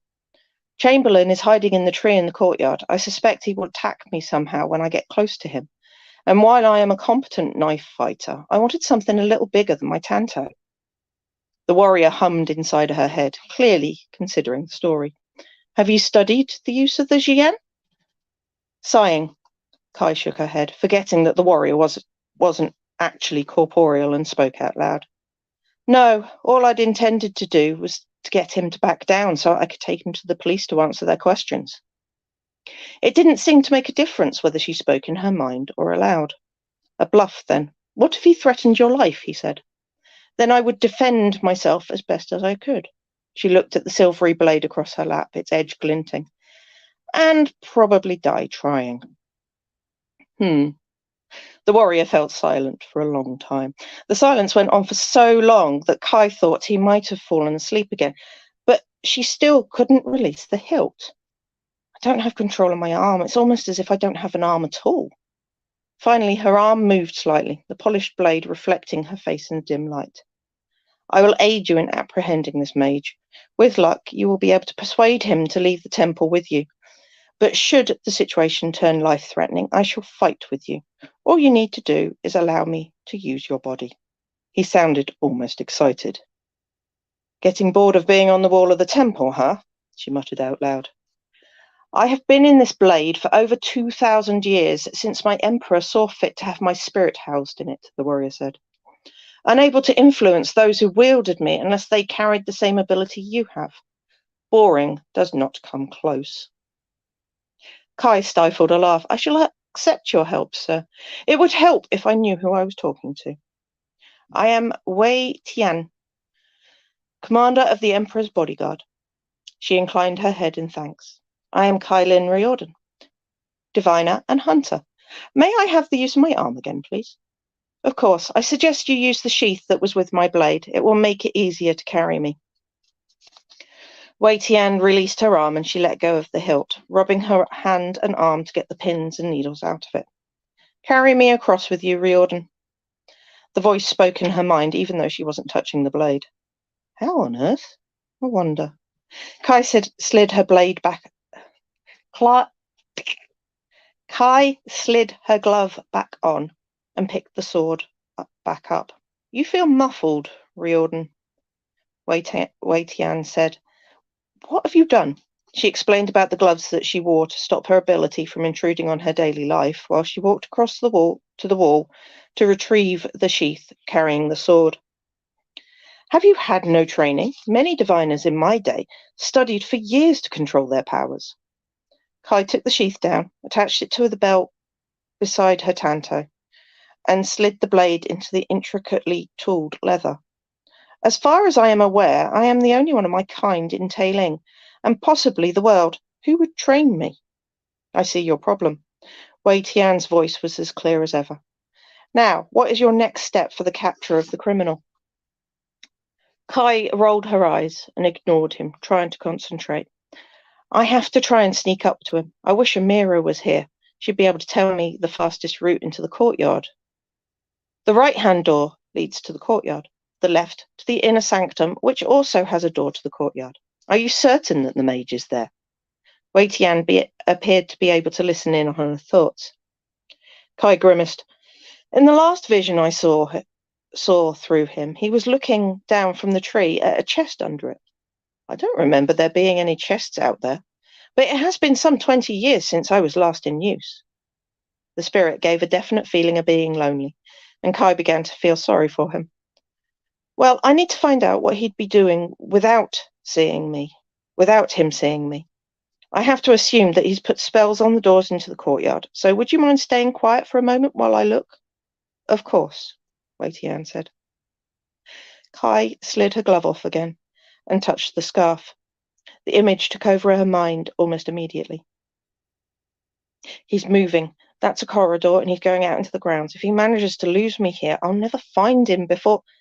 A buzzing interrupted her, and she took her hand away from the scarf, pulling her glove on again before she took her phone out. I'm glad I have this set to silent when I'm on a case, she muttered as she hit the answer button. Zhao here. Where the hell are you, Riordan? The detective's voice was way too loud. Shut up, Zhao. I'm in the temple and tracking Chamberlain. I haven't actually seen him yet. Kai gritted her teeth at his impatience. So why call us in before you've got him? Zhao snapped. I'm coming in. This idiot will make the mage run faster than if it were just you after him, Wei Tian commented, and Kai had to bite her lip to stop herself laughing. No, I need you and your men to surround all the exits from the grounds. If he gets out, that's it, she told him. Good plan, Riordan, the spirit said, echoing Zhao on the phone. Then do it, she snapped. I'll call you back once I have him in custody. Kai turned her phone off completely so he couldn't argue. The corridor you saw through his eyes was the one leading from the internal courtyard to the rear garden, Wei Tian said. I can show you a shortcut. I'd appreciate that. The information was suddenly there in her mind, and she was moving before she had time to think. I didn't realize you'd be able to see the vision too. I'm a spirit. I can see a lot that you can't. The warrior was amused, and Kai had to fight to stop herself giggling with him. She left the main temple and ran through the covered walkway that he'd told her about. It seemed to skirt around the outside of the temple, so she slipped through a gate that stood ajar behind the temple and saw Chamberlain in the flesh for the first time, trying to hide in a stand of rhododendron. The mage was taller than her, and his hair was bright red and green. He didn't seem to have a great deal of care about how he dressed, wearing fleece tracksuit bottoms and a long leather coat. But Kai got the impression that he'd not paid attention to that in his flight from the murder scene. They think I did it. They think I killed the one man in the entire world who I loved and would do anything for. What he'd said earlier repeated in his thoughts, and the despair in the tone filtered through. Are they certain that he killed the victim? Wei Tian said. If what he said is true and he is friends with the victim, then there would be evidence of him there. They just want him to answer questions. He was seen running from the scene of the crime, and that probably makes him a key witness to what happened. She began moving quietly towards the bushes. Then the barking started outside the temple grounds. Kai groaned. He brought Wolf Clan officers. Chamberlain heard her and appeared out of the bushes. In his hands he held a ball of flickering green light. Don't make me hurt anyone, Hunter. I've never killed anyone in all my life. Don't make me start now. Then we have something in common. I've never killed anyone either, she said, moving closer. Look, you're a key witness to what happened at the crime scene. They don't want to hurt you, just talk to you. People who talk to Zhao disappear. Chamberlain stood his ground. Everyone knows that he's the one below the white tiger. He's got a point there.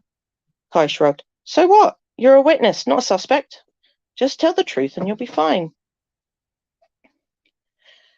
The ball of light grew bigger. Chamberlain tossed it from palm to palm as casually as a kid with a tennis ball. I didn't see who killed him. I just woke up and he was dead, torn to pieces as if he'd been in a fight with another Wolf Clan member. You see, it couldn't have been you. You may be a mage, but you're nowhere near as strong as a Wolf Clan. Kai took another step toward him and stopped, stretching out one hand toward him. Please, just come with me, and I'll call in a favor to make sure you aren't harmed in any way. The ball of light stopped moving and shrank slightly. Are you sure you can do that? As certain as I am that you're innocent, she thought. Wei Tian, can you feel any guilt coming from him? The spirit considered the matter. Yes, but nowhere near enough to have been the murderer. Be wary, Riordan. I feel there is something else going on here. You too, huh? Please, Chamberlain, Michael, just come with me. A howl interrupted her, and Chamberlain jumped back as 4 werewolves appeared around them. They growled, and he froze, the ball of light turning orange. Damn, I'm seriously going to hang Zhao out to dry for myself for this. Kai made a swift decision and stripped off her right glove again. Wei Tian, we may have to defend Chamberlain instead of bluffing him. Do you mind? The spirit glowed blue. The spirit blade glowed blue. I'd prefer it to seeing him torn to pieces by the Wolf Clan, or seeing you killed by the mage. We're on the same page then, she murmured. Unsheathing the sword, she set her back to Chamberlain and put herself squarely between the Wolf Clan officers and the mage. Back off, you lot, she shouted. If you truly want to question him, you'll move back and let him come in peacefully. The werewolves growled, and the biggest one took a step forward. She swung the blade to face him. His fur was black, with bright red tips, and his eyes glowed red from the light from Chamberlain's spell. Back off. I do not want to hurt anyone. Steady, young diviner. Stand your ground. Wei Tian told her, and she felt him take control of her body, but not her mind. You do the talking and I'll defend you. The less blood spilled, the better.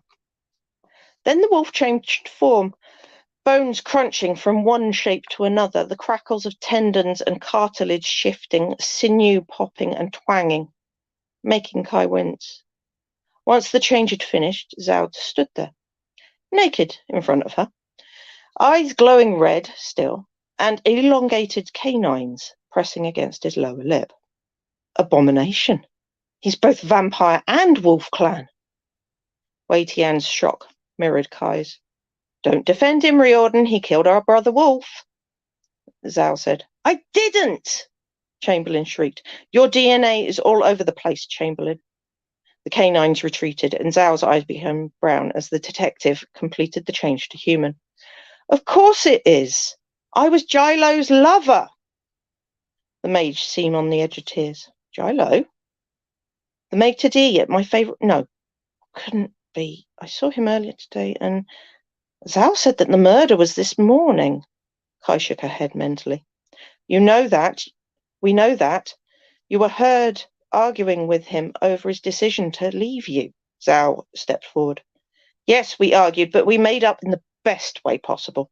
I fell asleep afterward, and when I woke up, he was dead, Chamberlain said. At least listen to him properly, Zhao. Innocent before being proven guilty, remember? Kai swallowed. Wei Tian was still in control of her body, so she couldn't put the sword away. The other 3 werewolves growled, the sound making the hair on the back of her neck stand up. I will not let you take me to the White Tiger, Chamberlain said. I'll die first. Protocol says that all cases involving treaty members be brought before the White Tiger's court, Zhao shrugged. It's out of my hands. Riordan, put the sword down before you cut yourself. I can't. It goes against everything I stand for if I let you hurt him. In a blur of movement, Zhao was beside her, his hands on the sword trying to wrest it from her. Let go. I can't. Wei Tian twisted the blade slightly and threw the detective off, making him stumble backward a few steps. Stay calm, Riordan. Zhao frowned. Have you been taking lessons that I've not heard about? She shook her head. Behind her, Chamberlain shrieked in fear as 2 of the wolves approached him. I swear on the life of the Black Dragon, if you come any closer, I will kill myself.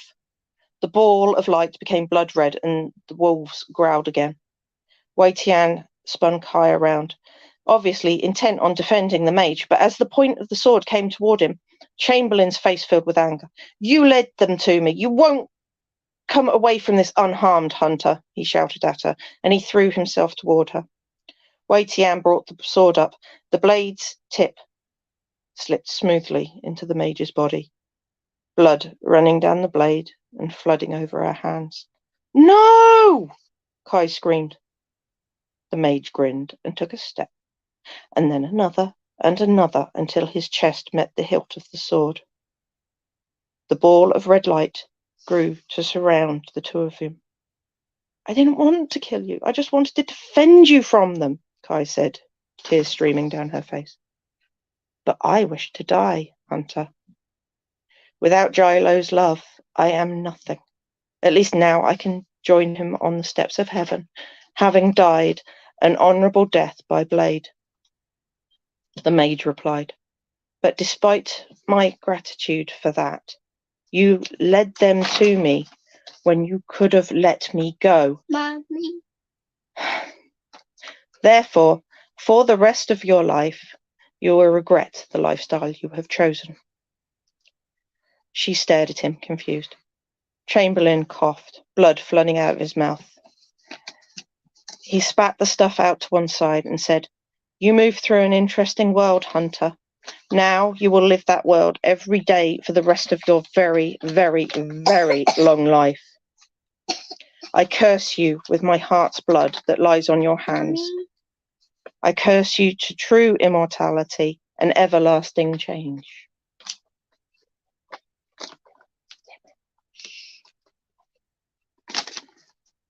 The light went out of his eyes, and he slumped forward. The ball of light around them shrank rapidly and disappeared. With practiced movement, Wei Tian tilted the blade, and the body slid off onto the ground. Kai stared at it.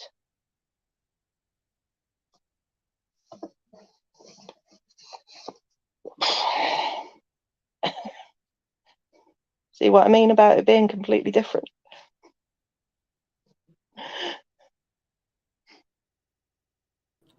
Hello, that was so wonderful. Thank you. I love the fantasy of it. Really good. Sorry, I got caught trying to press the wrong button there. I'm really sorry. That was amazing. Yeah, the characters are so unique, and the animate sword or whatever. Yeah, totally cool. Totally wild. Spirit Life, yeah. It's one of my favorite pieces I've written, actually. That's awesome. And so it's a spirit of an old warrior trapped in a sword. Was that correct? He was put there deliberately by his emperor so that he could be used to continue to. Okay. Right. Yeah. Do we get his backstory in the story? No, not in this one. He will turn up in the next one, but I haven't got as far as actually plotting that one out yet. I'm still working on other books at the moment. Cool. Yeah. It's exciting when you've got projects in the works, isn't it? Adam and I will share a few of our projects that we've got going in a short while. But so tell me a little bit more. I'd like to know a little bit more about these characters. They are really interesting to me. What is the setting in terms of, like, because I had in my head contemporary science fiction. Right, they've got cell phones. Yeah. So it was kind of real world, but not real world, Yeah, basically. It's kind of a cross between, say, Hong Kong and Singapore. Tailing is one half of it is very old. And that's where most of the dragons, they tend to be priests and priestesses and stuff and live at the temples. So they're all in the old half of the city. The werewolves and vampires tend to contest over the like the industrial and sort of the harbour side area kind of thing. I've got a scene in the first book where Zhao, who's at that point isn't actually a vampire, he's still human at that point. He goes down into the harbour side, following a lead for something he's working on, and he runs into one of the vampires and werewolves. They have mini wars to. It's kind of like a gang feel kind of thing. So you've got the vampires and the werewolves facing off against each other. So he finds out about that world before he's supposed to actually find out about it. He actually becomes a vampire a little bit later in the book, and then all hell breaks loose. Vampires are a very difficult one to write, I think, because there's been so many stories that have involved vampires that to try and come up with new content that kind of makes the vampire story unique or different from other vampire stories is quite tricky. So what did you do to sort of, embed that in your one? Well, I grew up with Buffy, and I was fixated on Anne Rice for quite a long time. So I've kind of studied them from that point of view. I love how you make it like I'm sorry. I love how you said that. It's like I've been studying vampires. Yeah, I am. Yeah, that's so cool. I like Dracula as well, and how is that any different? That's so perfect. How's that any different from me studying, ancient gods or whatever to create some weird character in my book, which was also, the same idea as vampires, just some fantasy made up to explain humanity to itself, kind of. Well, it was just perfectly said at just the right moment. It's so good. No, I completely agree with you, Adam. Absolutely, it's not. There is no difference in the sense of I mean, studying. I did actually look into all the folklore and the myths and stuff when I was writing it, especially about the werewolves as well, because a lot of cultures have shapeshifters, and you can tread on toes if you're not careful of the way you write it. So I hadn't actually read very much werewolf content. I'd read a lot of vampire content, which is why I decided to write from a vampire's point of view for that one. And Zhao, when we first meet him, is in a relationship with a human nurse, and he's very much in love. He wants to be with her for the rest of his life, only to become a vampire, and all of a sudden he's got to make a decision whether or not he brings her into being a vampire as well. And without giving the story away, she ends up dead. Oh no. Murdered by the vampires for other reasons, political reasons. Okay. Which gives him the whole drive to sort this case out that he's working on. And he's like a main character in that world. I know in that particular piece, Chamberlain says he's one step below the White Tiger. But he is actually a lot closer than one step. And that's all I can say about that. We love spoilers here, but it's absolutely fine. Please don't feel pressured to give away anything. But, you know, we do like spoilers. It's the whole game away for that book. Completely. So I think Adam and I have shared quite significant portions of our books to the public now. So you can probably stitch together half of our books, sort of, and so there you got an audio book there. But that was really good. I really enjoyed that. What was? Can you remember? Can you remind us what the name of the book is called? It's called Curse of the Jade Cat. Cool. Okay. There it is. Oh, cool. Yeah, one of my friends designed the covers for this one and Curse of the White Tiger. And hopefully I can afford to get her to do the next book as well. Well, where are they available so we can get people to buy them from you? Well, that particular series is under my AE Churchyard pen name. Okay. And it's on Amazon. It's on, well, it's pretty much everywhere, I suppose, because I publish through D2D, Draft to Digital, because I'm an independent author.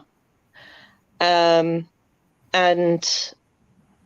it should be as wide as I possibly can make it, or as wide as they go. So it is actually in print as well, but I'm still working out a few of the glitches in the printing before it's formatting can be a formidable process. You know, it's that's a whole different story. And you're saving your own work and you're doing it for somebody else. So you want to make sure you get it right for the person. So, all right. Well, Adam, shall we share a little bit about what we've been up to? Sure. Let's do it. Yeah. Let me see if I can get the picture. Hang on a second. So do you want to start talking about the competition, and I'll find a nice image to put on the screen. Yes, we are hosting our first of many competitions, and submission right now are open for this first competition. It is the Danu Literary Awards short story and poetry competition. It's there it is. So the Danu Literary Awards short story and poetry competition. We want works to be 1,000 words or under, nice and short, nice and contained, and we want it to be we want you to be super creative. We want to celebrate writing and creativity and the joy that comes from being a creative person. So what we've done is we've set 3 little guidelines that we want in all the stories, and we want you to use them in your own way to be creative. The 3 things are a wolf, as you can see in the image, a magnifying glass, which is also partway up in the image, and then the rings of Saturn, the background of the image. We want all 3 of those elements in your work, and you can put them in however you want to. As I've said, they can be the names of drinks on a cocktail menu. They can be the references in outer space in some sci-fi vignette that you write us. They can be elements in a poem. We want you to be creative. Use those 3 things: a wolf, a magnifying glass, and the outer rings of Saturn. Write 1,000 words or less and submit it. There's a right here. Where is it? Over there. It's so hard to point at it. There's a QR code down there. Right there. That's the one. It's a $10 submission fee. But that helps us with the winners of the competition. We're going to publish all the winners in a compiled volume that we are then going to sell, and 15% of the sales are going to be donated to the Trevor Project, which is a suicide prevention nonprofit organization that works particularly with LGBTQAI+ youth. So we love them, we support them, and so the writing is going to be fun and creative, and we're going to give to a good cause in the process. So I think that's all the details. I will put in the chat the email address to submit your work to. It's very straightforward. So do get involved. That would be amazing. Okay. So a couple of other things that we're doing. We are in the process of creating, if you are a fan of horror, and especially if you like falling asleep to horror movies, hands up, not horror movies, horror stories, hands up anyone who likes doing that. Just me. Okay. I'm not weird. Then we're going to be creating our own series of black screen stories for you to be listening to whilst you fall asleep or do the ironing or housework or in the car. Our first theme that we're writing is The Dark Road, or Long Dark Road. That's the first season. And so that's going to be released at some point in the next couple of months. And we are planning on doing a season with a theme and then another season with a different theme. And so it kind of follows all different types of genre of horror. I'm sure there was something else. Do you want to talk about After Dark? Oh, yeah. I literally had a complete blank then. I was just like, I'm sure we do something else. I can't remember what it was though. We do. It happens to every single one of us. We forget what we're talking about. That was a complete, oh my God, I'm sure. Okay, yeah, we do After Dark. So for those of you who are also interested in a more grown up version of this. In case this isn't grown up enough. Excellent. We're doing, it's a very different format to this. It's got some news local news that we have in that area. I'm still on about Dolores the chicken, bless her. She made it home after 25 days. True story. And we're also doing what else are we doing? Oh my gosh, my brain's gone completely fried. news. Some author interviews as well. Although that's only a very small part of the show. We're also doing some fun stuff like some drink tasting. And right, the alcohol. That's a big part of it. Alcohol is very important. Yeah, if you don't drink, that's fine. You can smoke, it's fine. Whatever tickles your fancy. We also have Queen Talk as well, which is a very interesting segment, which is talking about sex and all the stuff related to it and toys and things. And I'm sure it's been put in there specifically for to make people you to see. Uncomfortable. Yeah, I'm pretty that's the entire purpose of that segment. Yeah. And so it's just a great fun evening. And it's pre-recorded though, so it's not a live event for you to watch, but our first one's out. You can catch it on the YouTube channel, so check that out and enjoy. And the last thing is Adam and I are working on a nice project together, which is going to be coming out at some point later on this year too. So watch this space again on the sort of like a horrorish psychological psychological horror, thriller, that's a good way to describe it. A bit different to the fantasy realms that we tend to live in mostly. Right, exactly. Absolutely. So what I'm going to do is, Adam, whilst you're thanking our guests, I'm just going to stick into the comments the email address that people can submit to so that they've got that. But I would say massive thank you to both of you for coming. Mandy and Claire, thank you so much for joining us. It's been fantastic. This is great. Your reading was awesome. The conversation was marvelous as always. So thank you so much for being here. Thank you for having me. Absolutely, 100%. Really enjoyed tonight. Come back anytime. You're very welcome. And do share, subscribe and share so that we're not all on our own, because we're trying to build a community of authors and writers, you see. And there are some communities out there, but it'd be quite nice to have, a really solid community who are really supportive and understand each other's pains.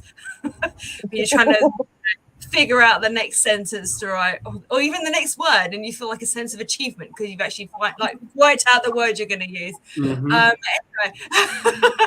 with that in mind, I am going to say thank you so much, and have a wonderful evening or afternoon or morning, and see you soon. Bye.